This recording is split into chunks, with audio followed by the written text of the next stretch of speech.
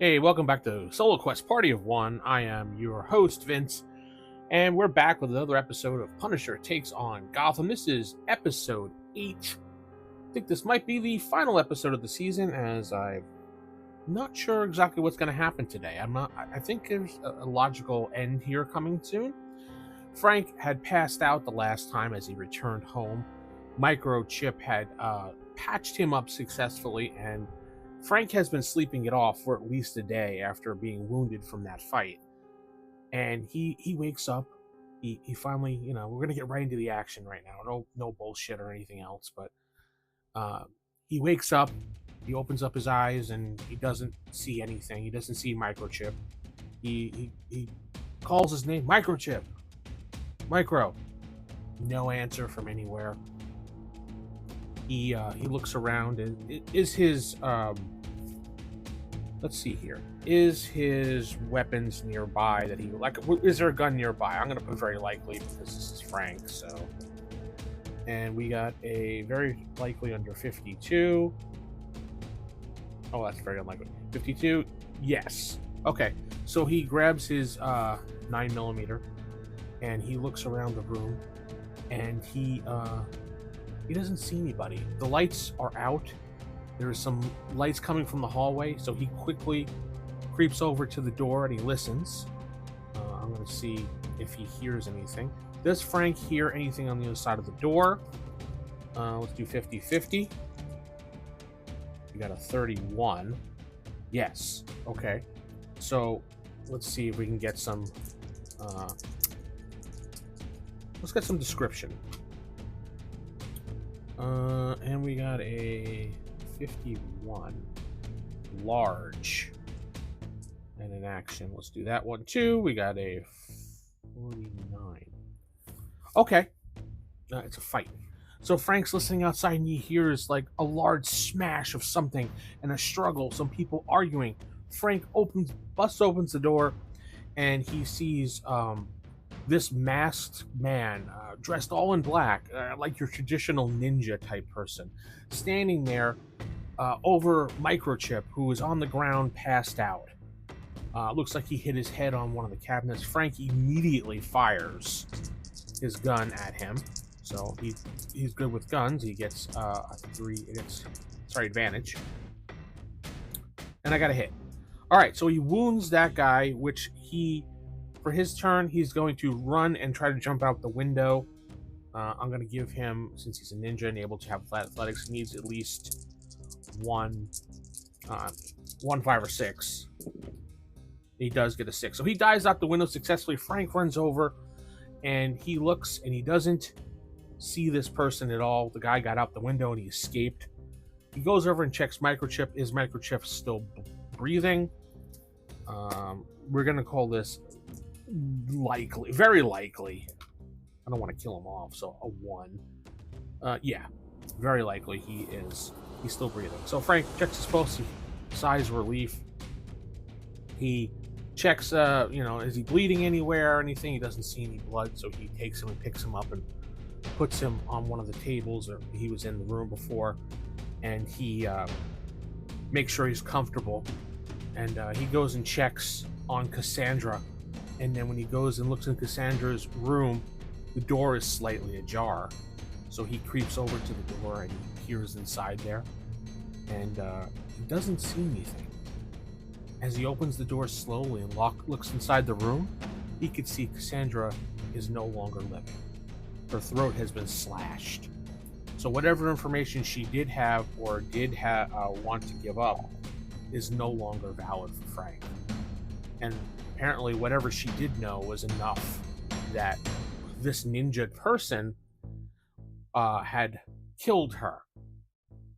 But Frank looks around the room. Is there any evidence in this room of anything? Did the guy leave a calling card or anything? I'm going to do this unknown. Well, actually, before I determine that, did he leave a calling card?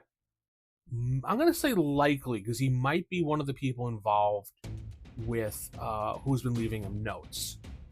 So likely with a...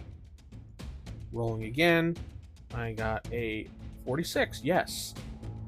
Alright, so we got a 46.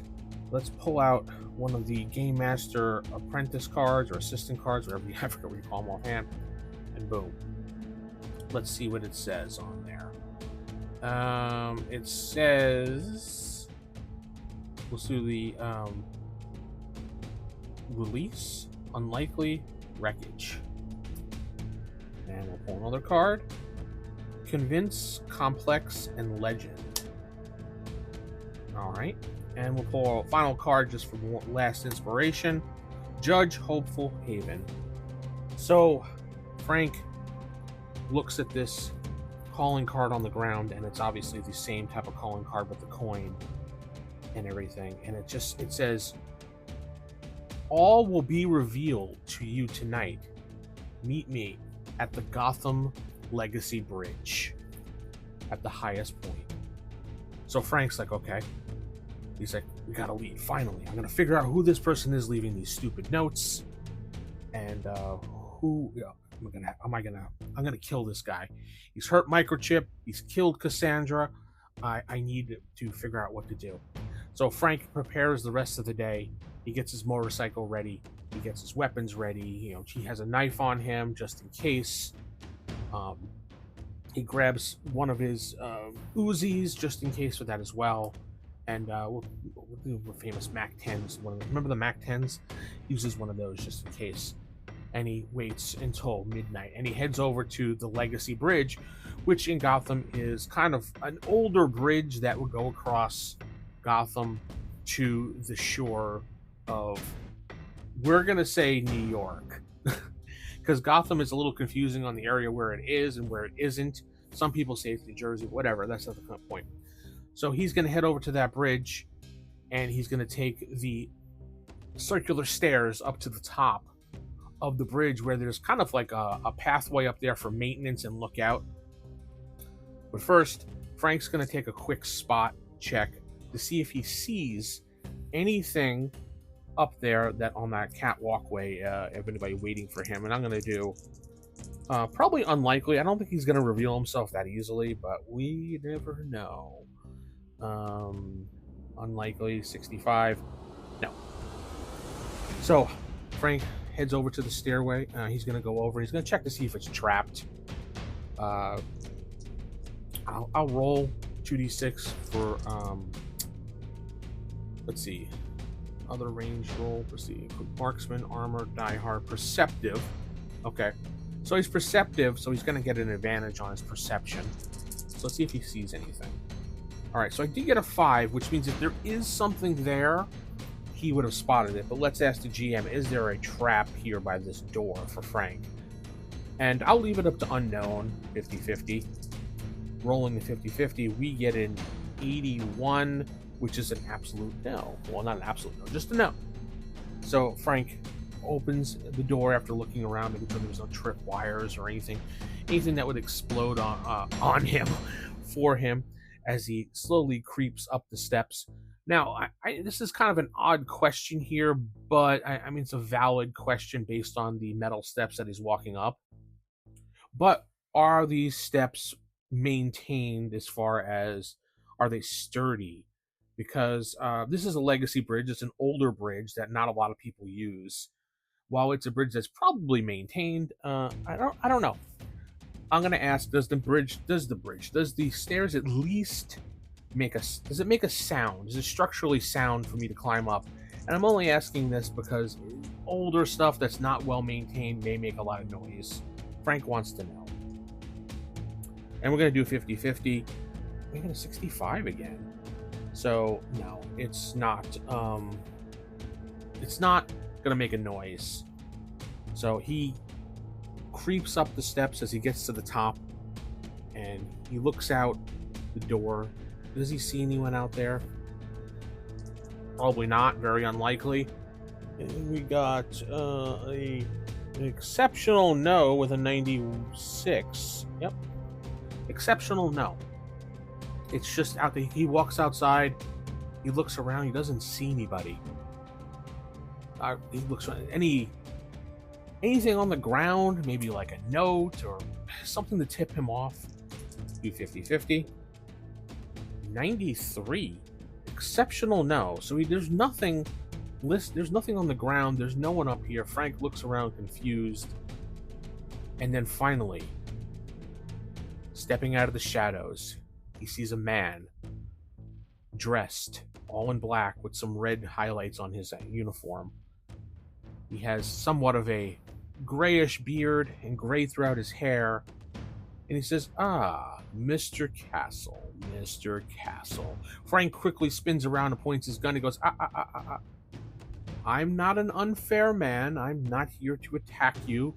Frank slightly lowers his gun as he says, "Who are you and what do you want with me?" He says, "I don't want anything with you. I just wish for you to leave Gotham and get out of my hair." And he says, "Well, I'm here to clean up Gotham. Gotham needs cleaning up. There's so much corruption here." He goes, "Yes, we are on the same page as far as that is concerned. I think Gotham needs to be reborn in a new image. And Gotham needs to not be the way it is. I have a vision for Gotham." And Frank just looks at him confused. He's like, whoa, buddy. He's like, "You know what? You're an asshole," and he fires. So we're going to see if we get a shot off on him. We do get a shot off on him. So he takes a point of damage. And then he turns around and he pulls out a sword. And he attacks back with his sword on Frank. Ooh, yes, he hits him. Frank takes a point of damage, a slash. And he's just like, ugh. Frank grabs his knife and goes to stab him. And he misses completely with the stab. And then this person grabs his sword and he goes to attack Frank again. And he misses. And then Frank's like, ugh. With his other hand, he still has the gun in it, and he fires directly at the guy close up into his chest. And he hits. Ba-boom! A nice shot right to the chest. And the guy seems to fall backwards a little bit. And he lays down on the ground, face first as if he's dead. Frank gets up,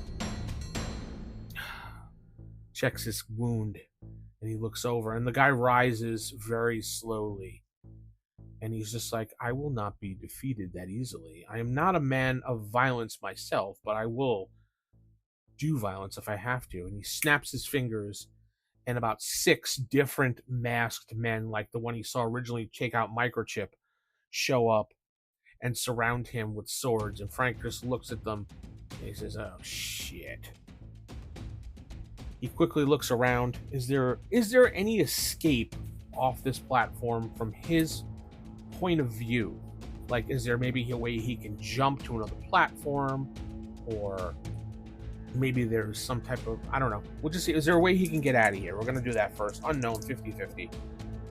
And we got an 85, which is no. Shit.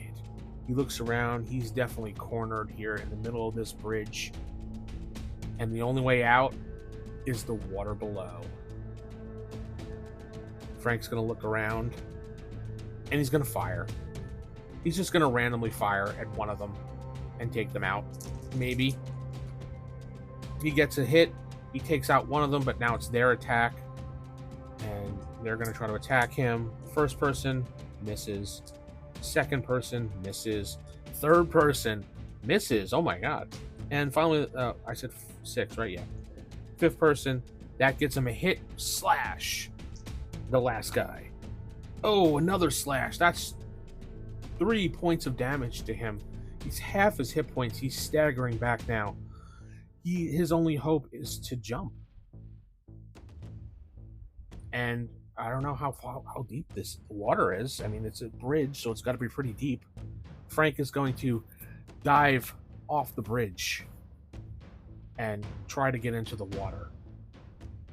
And this is probably going to hurt, but it's his only way of escape. If he does it right, he can survive, but if he does it wrong, then he is a dead man. More than likely, he's probably going to be knocked out, but this is his only way to escape.